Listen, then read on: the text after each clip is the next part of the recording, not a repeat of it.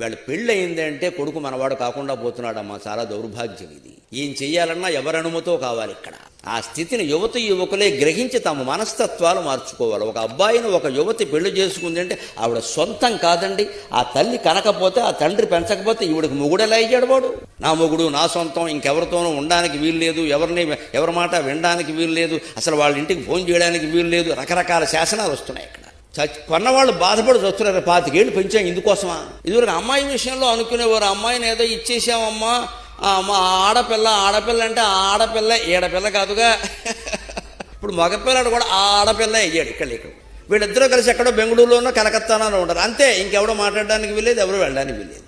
ఒకవేళ అమ్మా నాన్న వస్తామంటే ముందు వాళ్ళమ్మ వాళ్ళ నాన్న వాళ్ళు వచ్చాక వీళ్ళు వెళ్ళాలి. నమశివాయ అటువంటివి కూడా ఉన్నాయి. అంటే ముందు విఘ్నేశ్వర పూజ వాళ్ళది, పుణ్యాహవచనం వీళ్ళదేను. ఎందుకు వస్తున్నాయి? యువకులు గ్రహించాల్సిన మాట. ఇవాళ నా మాటకి నా పిల్లల లాంటి వాళ్ళు విలువిస్తున్నారు కాబట్టి చెబుతున్నా. ప్రపంచమంతా నిన్ను సముద్రంలోకి తోసే ప్రయత్నం చేసినా నీ కన్నీళ్లు తుడిచి కాపాడగలిగింది తల్లి మాత్రమే, తండ్రి మాత్రమే.